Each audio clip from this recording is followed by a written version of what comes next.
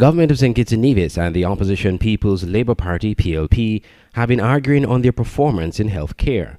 The PLP argues that the government is not paying enough attention to health care and is calling for focus to be paid now on the JNF General Hospital. Chairperson of the PLP and former Health Minister Wendy Phipps gave these sentiments at the PLP press conference earlier this week. By the time we would have left office, the amount budgeted on health care, I think it had peaked at somewhere in the region of about 60 million plus per fiscal year. When we took office in 2015, that figure was dancing somewhere around 40 million. That's where it capped at, okay? So that gives you an idea of the type of continuous investment that is warranted. So what we also recognized, however, is that when we took office in 2015 as a team unity government, the prior administration had abandoned the phase 3 of the JNF hospital. And that phase 3 would have included all of your back office functions like renovation to the morgue, the kitchen, a cafeteria for the staff, daycare center to assist workers at the hospital who had young children to look after, central medical stores, etc., a rebuild of the psychiatric wing, which is far overcrowded now, and so forth. But however, it seems as if what this new government was more concerned about, and perhaps still is concerned about, is the rebuilding or the building of what they consider to be a smart hospital. Well, by any stretch of the imagination, whether you're building an ordinary hospital or a smart hospital, it cannot be built overnight. Those types of large infrastructure, public projects could run into years in order to be done properly. But nevertheless, we would admonish the government to focus on dealing with what we have now in terms of JNF so that it meets the needs of the public. But Prime Minister Dr. Terence Drew, who is also the Minister of Health, suggested at his roundtable with the media days later that the government is making inroads in improving healthcare at JNF. We have brought in very up-to-date anesthesiology machine. The other day, one of the machines, I think, went down. And there was some talk about anesthesiology. The machines will go down all the time. What was never compromised was our ability to do emergency surgeries. You here have these cameras, they can go down, your watch can go down. But we have backup. And not only that, we made sure that if the worst case scenario happens, we can still do emergency surgeries. All these things we are doing at the hospital, we're going to reopen the private ward. The most dialysis machines we have ever had in St. Kitts and Nevis, we can rotate them in and out. We fixed the water problem at the hospital to a great extent. Change out the toilets at the hospital. We have now introduced the most specialists the hospital has ever had at any one time in its history. We have neurology, never had that before. That's doctors who deal with nerves and brain and strokes and so forth. A stroke is a problem. We have 4 internists, the most we ever had. We have 4 government-hired internists, plus a private one, the most we have ever had at any one time. Today, I got a note that the ICU is empty, and people are thinking that the ICU is empty because you have such improved care in terms of the specialists at the internal medicine level. The patients are not reaching to ICU. They said they have never seen, they said it's been a long time that they have seen no patients in ICU because of the improved care at the lower level. The Prime Minister noted that plans are moving apace for the construction of a smart hospital on St. Kitts. I'm Andre Huey for SKN Newsline. The concluding statement of the International Monetary Fund, coming as a result of a recent Article 4 mission to St. Kitts and Nevis, indicates that government must take decisive action on the country's social security system. According to the IMF statement, the reserve fund of the St. Kitts and Nevis Social Security Board will be depleted in 20 years. The IMF statement categorized the situation as one of urgency.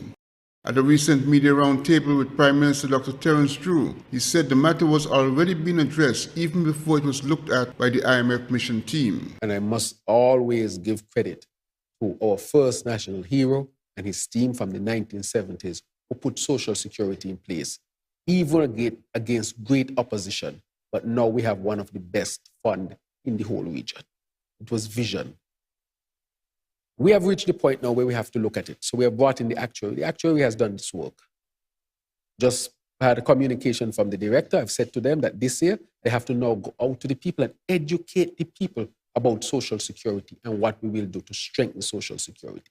So when they come to you this year, it would not be because they were reacting. It would be because they were doing prudent planning and evaluation over the last year or so to make sure that they can now go to the public and explain to the public and get the public's buy-in as to the changes that will be necessary in order to keep Social Security going.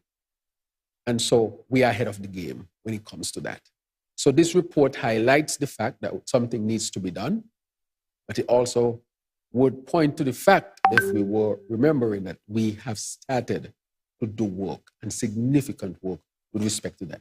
But the actuary report is done. That is why the IMF, I sure, might have consulted that as well and look at it, because we know these things. And I've spoken to it. I've spoken to it multiple times, but I think because now it's in the IMF report, it's now on people's minds more than it would have been before. But that is fine. But just to let you know, we're addressing the matter. Over the years, the Social Security Board has played an integral role in the development of the country and people of St. Kitts and Nevis. Glenn Bart reporting for SKN Newsline. So the reason I love the cable, the prices are reasonable and affordable, and they give back so much to the community and the country. It's the event of the year when Gospel Outreach Ministries present Jesus Party Sunset Cruise on Sunday, March 31st at 5 p.m. on the Prince Devontae J, featuring M1,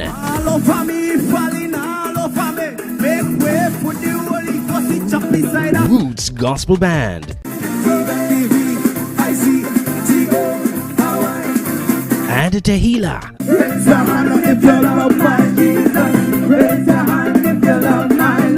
Tickets $60. Call 663-1528 to purchase your tickets. It's the Jesus Party Sunset Cruise, March 31st on the Prince Devontae J, leaving the marina at 5 p.m. Don't you miss it.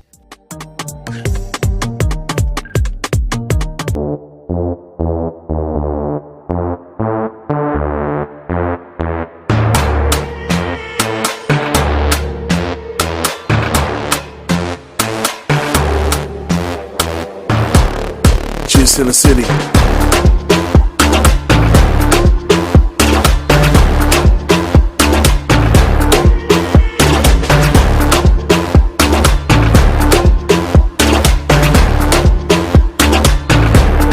Just in the city.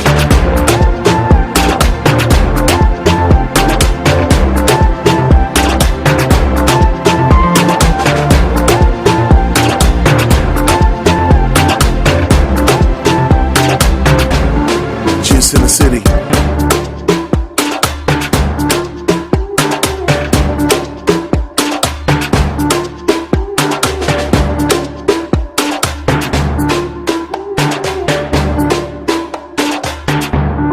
Just in the city.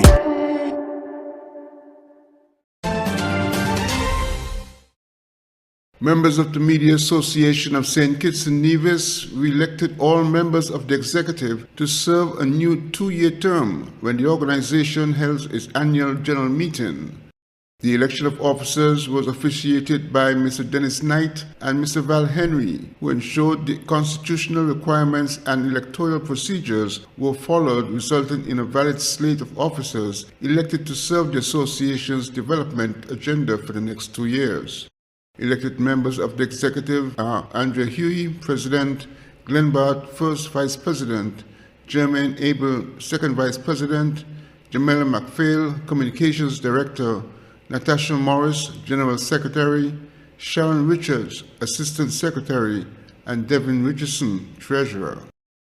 I'm looking forward to this term. I think the association, we've managed to accomplish a lot over the past 2 years. We started from a position of zero where we had to build everything from scratch, and we were able to accomplish a lot. There's still a lot more we haven't done and we're hoping to do, so we're looking forward to it this year. We're looking forward to the support of our members, the members of the Media Corps, There are a number of issues affecting the media fraternity here in St. Kitts and Nevis. We're going to be addressing those issues with alacrity. And we also intend to make some changes within, one, the Constitution. We want to review the Constitution of the Media Association. And we also want to get more of our members actively involved with the work of the association, even if they're not on the executive. So those are some of the things that we're looking to do. And first and foremost on our list is training, and more training. So we can say to our members, look forward to more training opportunities, both here as well as abroad, as we partner with the MIC and the Association of Caribbean Media Workers.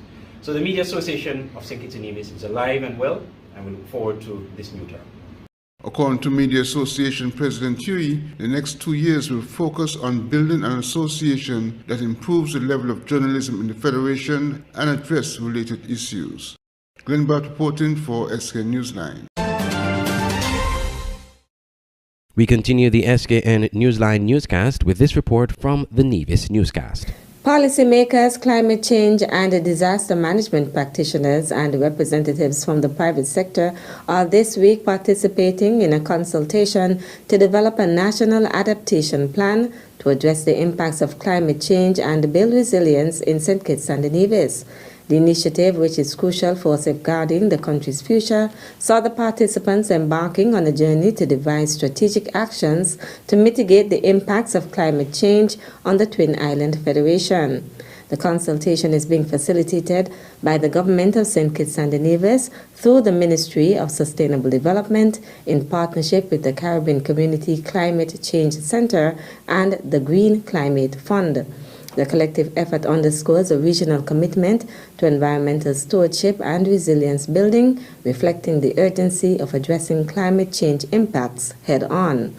At the opening ceremony on March 4th, Shez Dor Tyson, Permanent Secretary in the Ministry of Sustainable Development, highlighted that the involvement of the Caribbean Community Climate Change Center is instrumental in leveraging regional knowledge and resources to support St. Kitts and Nevis in developing a robust national adaptation plan.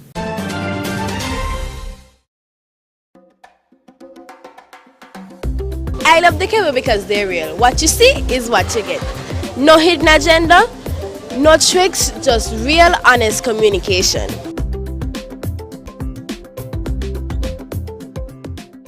It's the event of the year when Gospel Outreach Ministries present Jesus Party Sunset Cruise on Sunday, March 31st at 5 p.m. on the Prince Devontae J, featuring M1,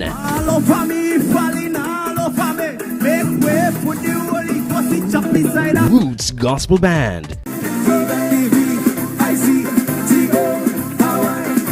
and Tehila.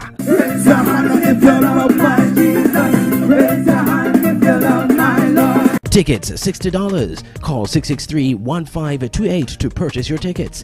It's the Jesus Party Sunset Cruise, March 31st on the Prince Devontae J, leaving the marina at 5 p.m. Don't you miss it.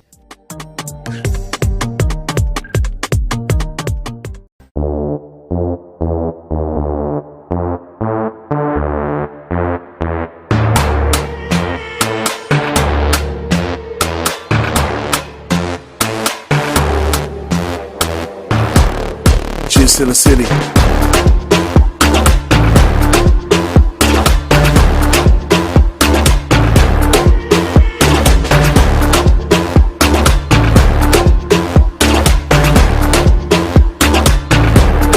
Just in the city.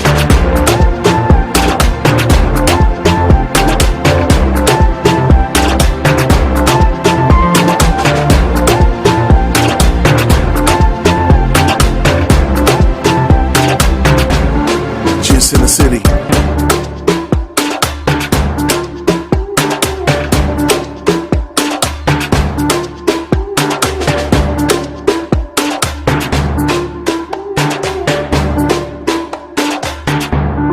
Just in the city.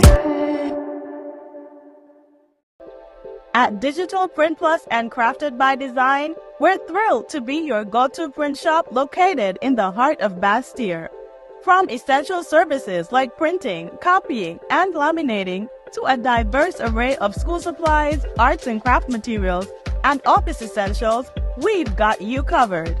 Don't fret, Digital Print Plus and Crafted by Design are here to stay and ready to be your trusted partners for all your printing and craft supply needs. Ready for a visit? Find us at the corner between Dillio and Princess Street. Just look for the vibrant pink and yellow building with white doors. We can't wait to welcome you to our creative haven.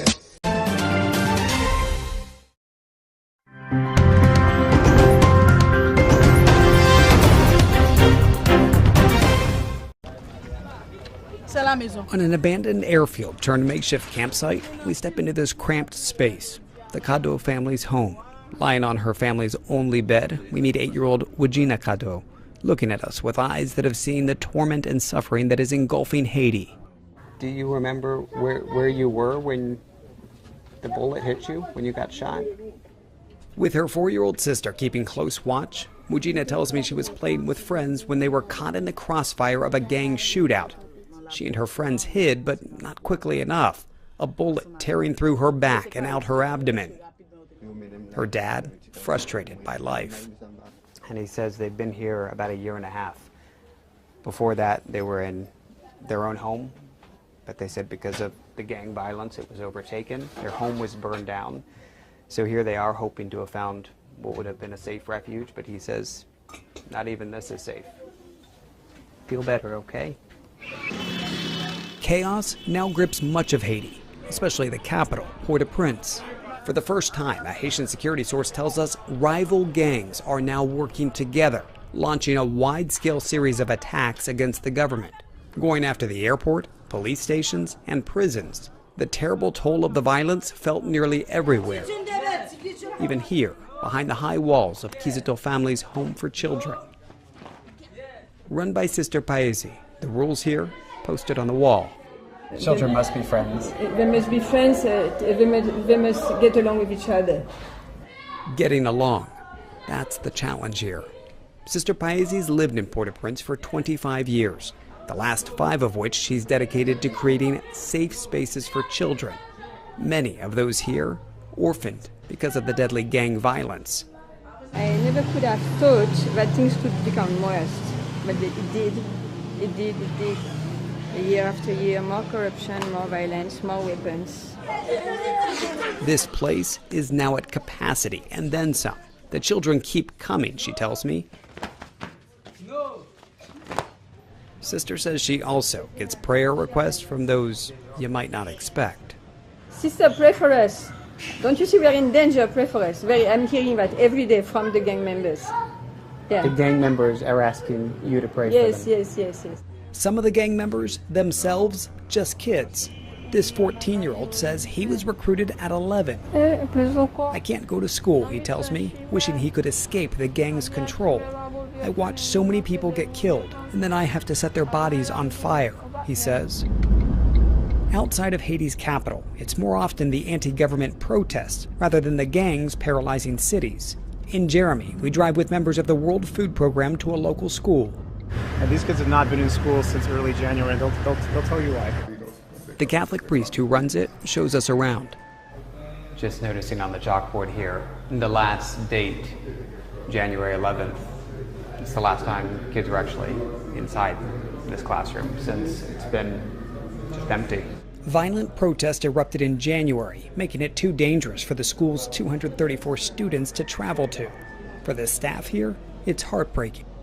Do you think about them in what's been now more than a month that they haven't been here? Do you think about their situation? It's very sad for them, for us also, because I know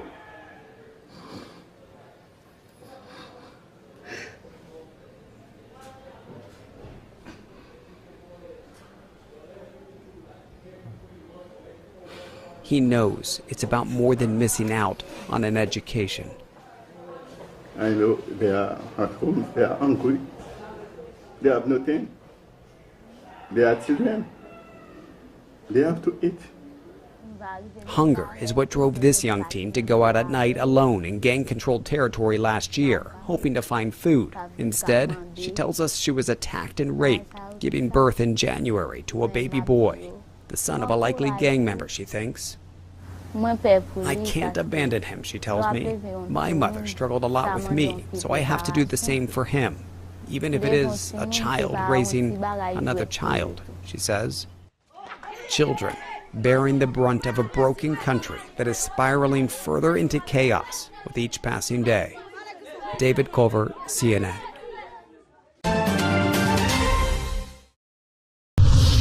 Representatives of the Guyana Teachers Union left Thursday morning's meeting with the Ministry of Education dissatisfied after the two sides could not agree on the main issue of salary increases for teachers. However, when the meeting was reconvened by 2 p.m. Thursday, talks on salary increases for the period 2019-2023 commenced.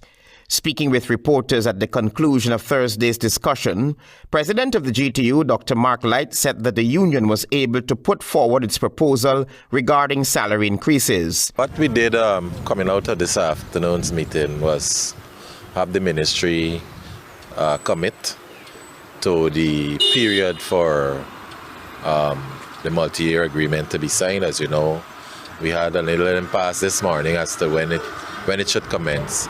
They were insisting that it starts in 2024. The GTU insisted that it should go back to 2019. That has been achieved.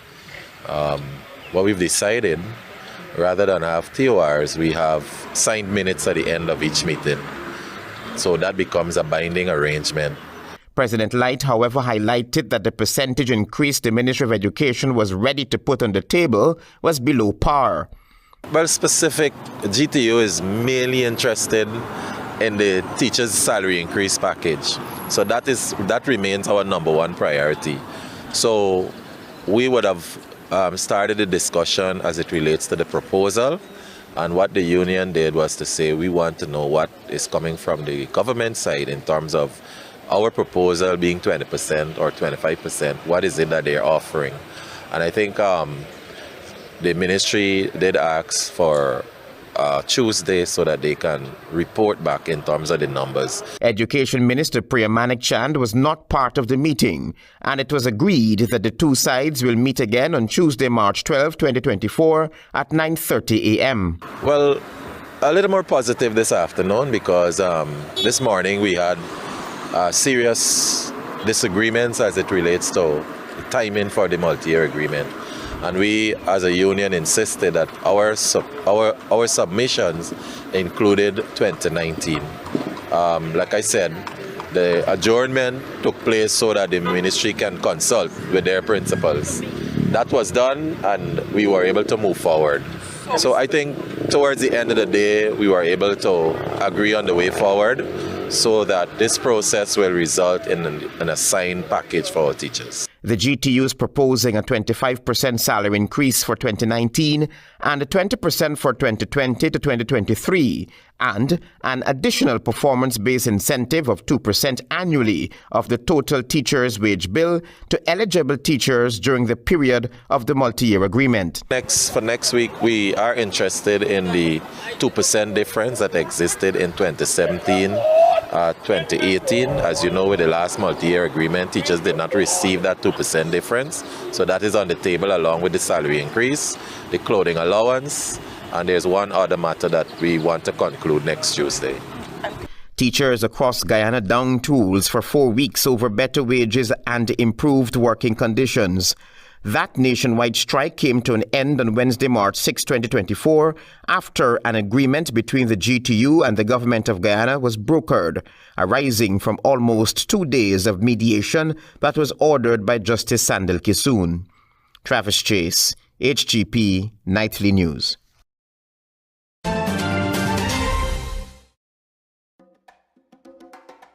I love the cable because they really look out for different groups of people. I'm on the Creative Park, and they provide services tailored and dedicated to people just like me.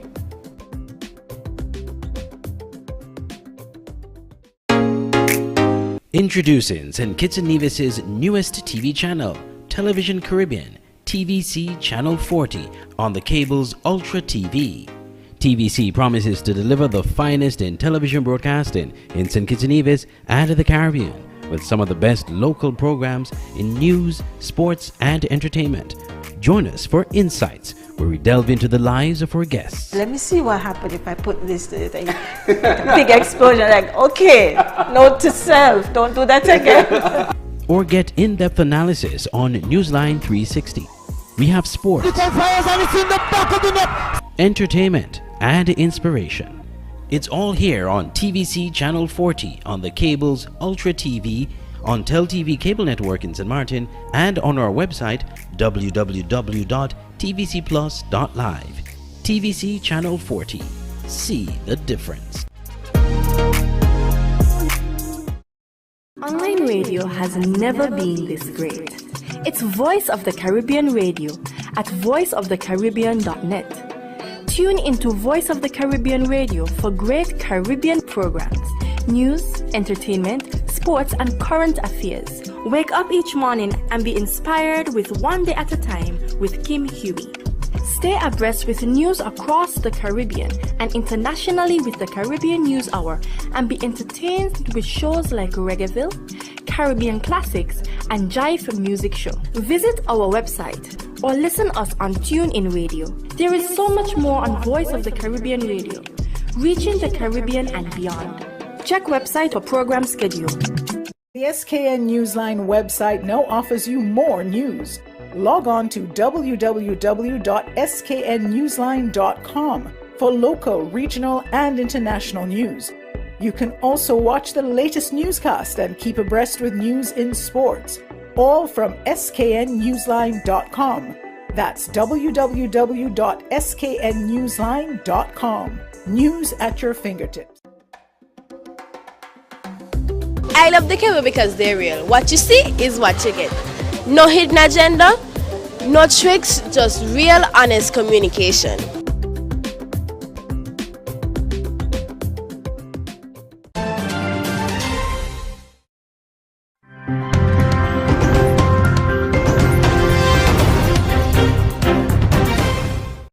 Tom Perriello is the new U.S. envoy for Sudan, and he's joining us live now from Washington, D.C. Sir, until now, the U.S. and Saudi-led efforts to find a negotiated solution to the conflict in Sudan have not worked. What do you think it's going to take, as you survey this, starting this position, what do you think it's going to take to end the fighting? Well, what is required urgently is those in a position to stop the fighting need to do it, and need to do it now. That includes the generals and leadership on both sides of this conflict, as well as any outside actors that are fueling, funding, or arming those sides. We are talking about millions and millions of human beings who are in harm's way.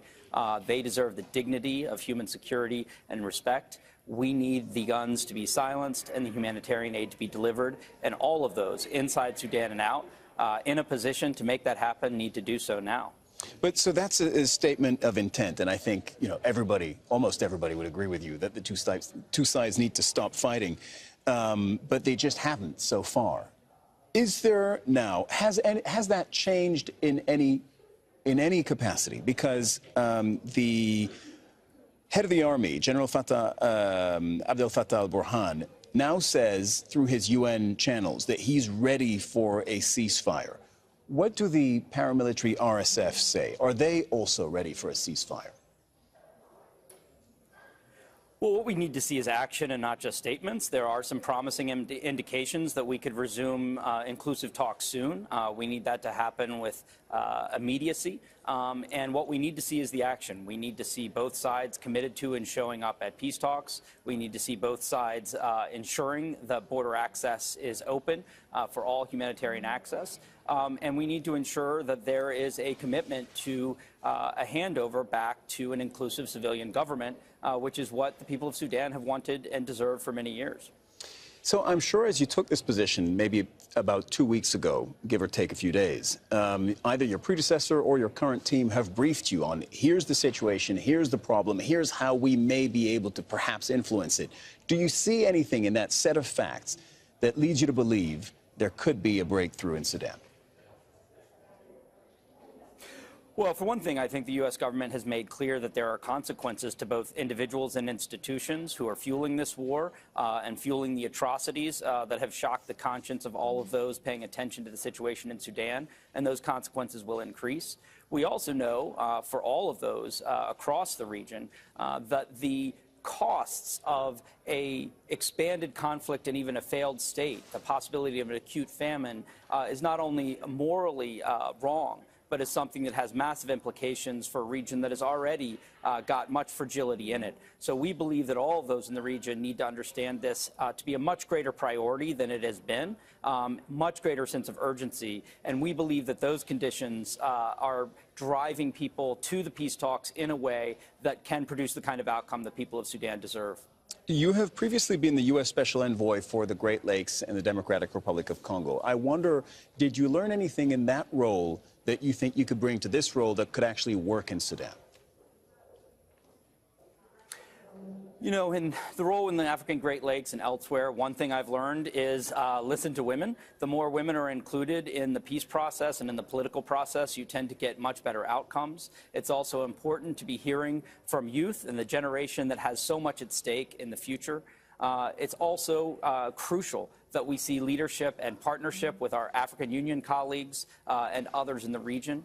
But what I think we saw in that situation was one where many people thought that there was no path to a peaceful democratic transition in the DRC. And that kind of cynicism and fatalism itself can be part of a self-fulfilling prophecy. But the people of Congo were clear. They wanted the Constitution respected. They wanted their future. I think we see that now, and each situation is different, but in the conditions in Sudan, what we need to see is leadership from the actors in a position to make a difference. The world is watching, the people of Sudan are watching, and I believe there is a path forward to a just peace here in the near future, but it is going to require leadership from those in a position to make a difference. All right, Tom Perriello, new U.S. Envoy for Sudan, thank you very much for joining us on Al Jazeera this hour. U.S. President Joe Biden has delivered his State of the Union address, a speech that could be the most consequential of his presidency as he seeks a second term in the White House this November. Well, Mr. Biden flexed America's might over China, reassuring the nation that Washington is rising ahead of its arrival. And we're standing up against China's unfair economic practices. We're standing up for peace and stability across the Taiwan Straits. I've revitalized our partnership and alliance in the Pacific. I've made sure that the most advanced American technologies can't be used in China, not allowing to trade them there. I want competition with China, not conflict.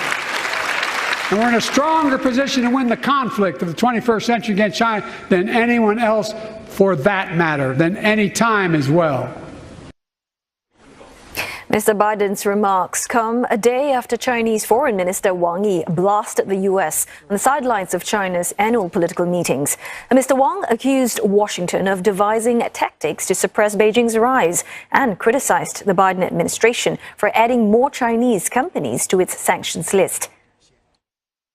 美国面对的挑战在自身，而不在中国。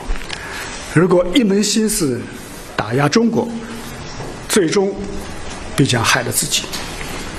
所以我们敦促美方认清历史发展大势，客观理性看待中国的发展，积极务实地开展对华交往，言行一致地把承诺落到实处，同中方一道，推动中美关系走上稳定、健康、可持续的发展轨道。